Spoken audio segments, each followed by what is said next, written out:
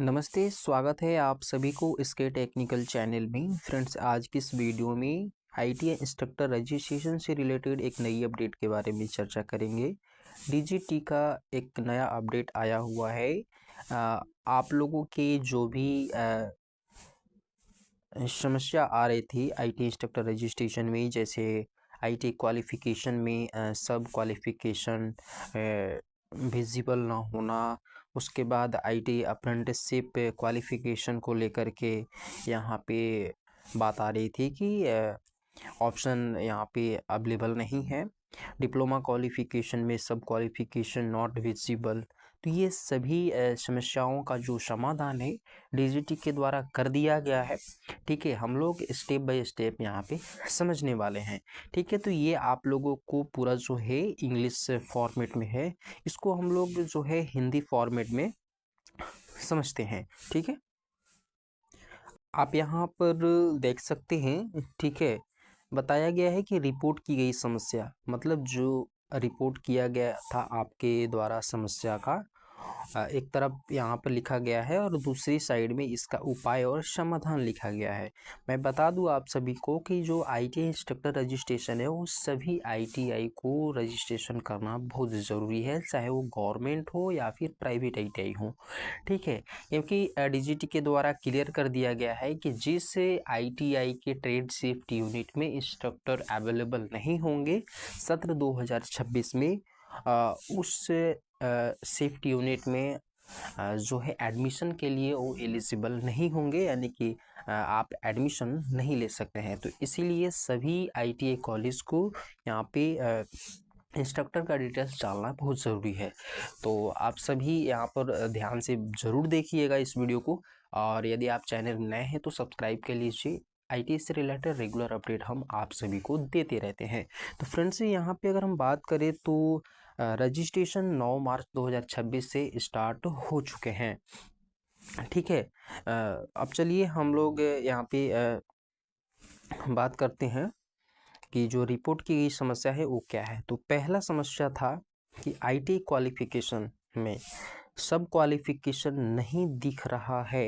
अगर instructor ITI qualification holder है तो सीटीएस चुनने के बाद सब क्वालिफिकेशन कॉलम में आईटीआई प्रोफेशन नहीं दिख रहे हैं। ठीक है, लेकिन अगर यूजर पहले सीआईटीएस पर क्लिक करता है, सब क्वालिफिकेशन में प्रोफेशन चुनता है और फिर सीटीएस पर दोबारा क्लिक करता है तो प्रोफेशन दिखने लगते हैं। ठीक है, तो इसका क्या समस्या का समाधान है हम लोग यहाँ पे देखते हैं। तो डीजीटी ने क्लियर किया हुआ है कि जब यूज़र क्वालिफिकेशन के तौर पे सीटीएस या सीआईटीएस चुनता है तो कोई सब क्वालिफिकेशन डालने की ज़रूरत नहीं होती है। ठीक है, सीटीएस या सीआईटीएस चुनने के बाद, ठीक है, यूज़र सीधे संबंधित ट्रेड चुन सकता है। इसीलिए सीटीएस या सीआईटीएस क्वालिफिकेशन के लिए सब क्वालिफिकेशन ड्रॉप डाउन नहीं दिखता है। ये सिस्टम डिजाइन के हिसाब से है, कोई टेक्निकल गलती नहीं है। तो उम्मीद है आप लोगों को ये क्लियर हो गया होगा। चलिए, दूसरा समस्या यहाँ पे आप लोगों का था कि आईटीआई अप्रेंटिसशिप क्वालिफिकेशन को लेकर के, ठीक है, कि एटीएस से अप्रेंटिसशिप ऑप्शन उपलब्ध नहीं है। ठीक है, तो अगर इंस्ट्रक्टर आईटीआई अप्रेंटिस क्वालिफाई है तो क्वालिफिकेशन कॉलम में एटीएस यानी कि अप्रेंटिसशिप ट्रेनिंग स्कीम ऑप्शन उपलब्ध नहीं है, इसीलिए डिटेल नहीं डाली जा सकती। तो इस पे इन्होंने क्लियर किया हुआ है कि एटीएस क्वालिफिकेशन जोड़ने का काम चल रहा है। ठीक है, इसके 20 मार्च 2026 तक उपलब्ध होने की उम्मीद है, यानी कि 20 मार्च 2026 तक ये अपडेट हो जाएगा और आईटीआई इस तारीख के बाद इस कैटेगरी के तहत इंस्ट्रक्टर को रजिस्टर्ड कर सकते हैं। यानी जो अप्रेंटिस वाला मामला है ये 20 मार्च 2026 को ऐड हो जाएगा। अगला है यहाँ पे डिप्लोमा को लेकर के, जिसमें बताया गया था कि सब क्वालिफिकेशन नहीं दिख रहा है। ठीक है। तो इस पे यहाँ पे बताया गया है कि क्वालिफिकेशन कॉलम में डिप्लोमा चुनने के बाद सब क्वालिफिकेशन कॉलम में संबंधित सब्जेक्ट दिखाई नहीं दे रहे हैं, ठीक है, या फिर सर्च नहीं हो पा रहे हैं, जिसके कारण आगे की जानकारी नहीं भरी जा सकती और पोर्टल आगे अगले टैब पर नहीं जाता। तो इस पे इन्होंने क्या क्लियर किया हुआ है, देखिए ध्यान से समझिएगा। बताया गया है कि क्वालिफिकेशन डिप्लोमा चुनने के बाद यूज़र को सब क्वालिफिकेशन बॉक्स में डीप टाइप करना होगा और उसके हिसाब से स्पेशलाइजेशन चुनना होगा। हालांकि क्योंकि कई यूज़र को यह दिक्कत आ रही है, इसलिए यूआई को सर्च, ठीक है, कीप जा सकने वाले ड्रॉप डाउन के साथ आसान एक्सेसिबिलिटी मोड में अपग्रेड किया जा रहा है, जिसे 20 मार्च 2026 तक उपलब्ध होने की उम्मीद है। यानी कि जो भी समस्याएं आ रही पोर्टल पे वो 20 मार्च 2026 तक सही हो जाएगी। आगे यहाँ पे आपको बताया गया है कि डिग्री क्वालिफिकेशन को लेकर के डिग्री ऑप्शन दिखाई नहीं दे रहा है। तो क्वालिफिकेशन ड्रॉप डाउन में डिग्री ऑप्शन दिखाई नहीं दे रहा है। अगर ग्रेजुएशन चुना गया है तो सब क्वालिफिकेशन में संबंधित सब्जेक्ट सर्च नहीं किए जा सकते और आगे की जानकारी नहीं भरी जा सकती। तो इसमें क्लियर किया गया है कि क्वालिफिकेशन ग्रेजुएशन चुनने के बाद यूजर को सब क्वालिफिकेशन बॉक्स में बीई, बीएससी, वीओसी वगैरह टाइप करना होगा और स्पेशलाइजेशन चुनकर आगे बढ़ना होगा, ठीक है। उसके बाद बताया गया है कि सर्च किए जा सकने वाले ड्रॉप डाउन में यूआई यानी कि अपग्रेडेशन जो है यहाँ पे 20 मार्च 2026 तक उपलब्ध होगा, ठीक है। उसके बाद अगर हम यहाँ पे बात करें तो नेक्स्ट यहाँ पे आपको प्रॉब्लम बताया गया है एक्सपीरियंस डिटेल्स जोड़ने को लेकर के। तो ट्रेड सेक्शन में ड्रॉप डाउन समस्या आ रही है, जिसमें कि एक्सपीरियंस डिटेल्स के तहत सभी जरूरी फील्ड भरने के बाद ट्रेड सेक्शन ड्रॉप डाउन केवल ट्रेड सेक्टर चुने यहाँ पे है और कोई ऑप्शन नहीं दिखता है। तो इस पे क्या करना है, इस पे यहाँ पे क्लियर किया गया है कि ट्रेड सेक्टर ड्रॉप डाउन में लगभग 220 वैल्यू हैं, ठीक है। और उसके बाद डिफ़ॉल्ट रूप से ड्रॉप डाउन टॉप 20 वैल्यू दिखता है। तो यूज़र को ज़रूरी ऑप्शन पाने के लिए ट्रेड के पहले 3 अक्षर टाइप करने होंगे और सर्च इनेबल ड्रॉप डाउन के साथ यूआई में सुधार जो है 20 मार्च 2026 तक उपलब्ध होगा। चलिए अगला है रजिस्ट्रेशन के दौरान गलत डिटेल्स सबमिट की गई है, ठीक है। तो एक इंस्ट्रक्टर ने बताया कि गलती से उसकी डिटेल्स दूसरे इंस्ट्रक्टर के नाम से एंटर हो गई और आधार वेरिफिकेशन के बाद सबमिट हो गई और उसे एडिट या डिलीट करने का कोई ऑप्शन नहीं है। तो इस पे क्या क्लियर किया गया है कि एप्लीकेशन सबमिट होने के बाद यह वेरिफिकेशन के लिए ऑथराइज आईटीआई के पास जाता है।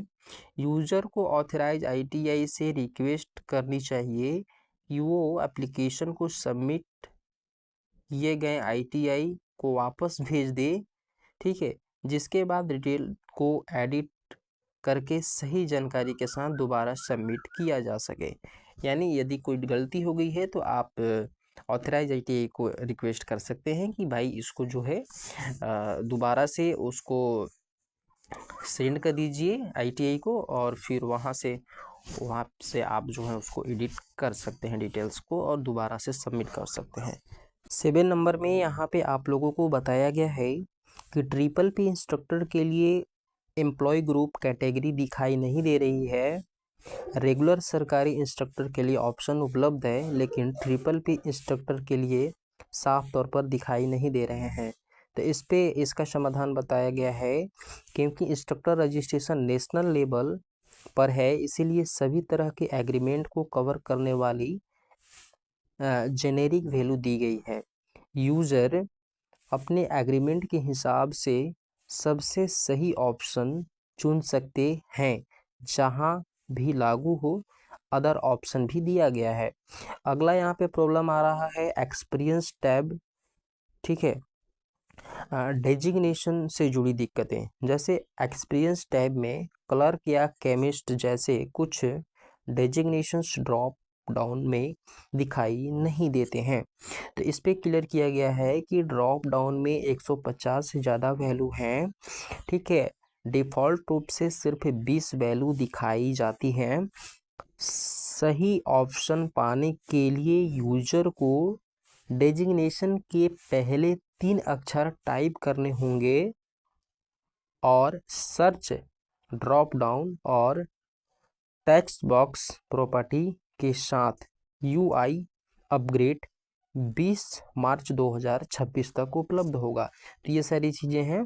उसके बाद आप लोगों को बताया गया है यहाँ पे 9 नंबर में एक्सपीरियंस सर्टिफिकेट को लेकर के, ठीक है। तो यहाँ बताया गया है कि STQ और एक्सपीरियंस टैब कन्फ्यूज़न, यानी कि शॉर्ट टर्म क्वालिफिकेशन और एक्सपीरियंस टैब कन्फ्यूज़न को लेकर के यहाँ पे बताया गया है। कहा गया है कि हालांकि इस टैब में स्किप ऑप्शन है, लेकिन एडिशनल क्वालिफिकेशन या शॉर्ट टर्म क्वालिफिकेशन के तहत जानकारी भरने को लेकर कन्फ्यूजन है। तो यहाँ बताया गया है कि ये टैब ज़रूरी नहीं है। अगर यूजर डिटेल्स नहीं डालना चाहता है तो वे इस स्टेप को छोड़ सकते हैं, ठीक है। एक बटन ऑप्शन के साथ यूआई को आसान बनाना 20 मार्च 2026 तक लागू कर दिया जाएगा, ठीक है। उसके बाद यहाँ बताया गया है कि टैब में जानकारी सेव करना। टैब में डाली गई जानकारी तब तक सेव नहीं की जा सकती जब तक सभी ज़रूरी फील्ड न भर दिए जाएं और नेक्स्ट बटन पर क्लिक न किया जाए। तो इस पे कहा गया है कि किसी खास टैब में डिटेल्स तभी सेव होगी जब सभी ज़रूरी फील्ड पूरे हो जाएंगे, ठीक है। उसके बाद यहाँ पे बताया गया है कि एडिट करते समय डॉक्यूमेंट्स को फिर से अपलोड करना। अगर यूज़र एडिट करते समय बॉक्स पर क्लिक करता है तो पहले अपलोड किए गए डॉक्यूमेंट को फिर से अपलोड करना होगा, ठीक है। तो आने वाले यूआई सुधार में इस समस्या का ध्यान रखा जाएगा। तो ये सभी समस्या का समाधान आपको 20 मार्च तक जो है सॉल्व हो जाएंगे। उसके बाद यहाँ बताया गया है कि एम्प्लॉयबिलिटी स्किल इंजीनियरिंग ड्राइंग और WCS के लिए इंस्ट्रक्टर मैपिंग DGT नियमों और निम्स गाइडलाइन के अनुसार इस सब्जेक्ट के लिए अलग अलग इंस्ट्रक्टर की ज़रूरत होती है, लेकिन कुछ इंस्टीट्यूट में मैथ और ड्राइंग के लिए सिर्फ एक इंस्ट्रक्टर रखा जाता है। तो इंस्ट्रक्टर रजिस्ट्रेशन और मैपिंग DGT नियम के अनुसार होगी और नियम की स्थिति निम्स गाइडलाइन के एनेक्सर 1, ठीक है, अपेंडिक्स ए में बताई गई। 13 में आपको बताया गया है कि अनुभव के साल के लिमिट, ठीक है। ड्रॉप डाउन में अभी ज़्यादा से ज़्यादा अनुभव 6 साल और कम से कम 3 महीने दिखाया गया है। तो इसका क्या समाधान है? किसी भी एक्सपीरियंस वैल्यू को चुनने के लिए एक कैलेंडर ऑप्शन दिया जाएगा और ये फीचर्स जो है 20 मार्च 2026 तक उपलब्ध होगा, ठीक है।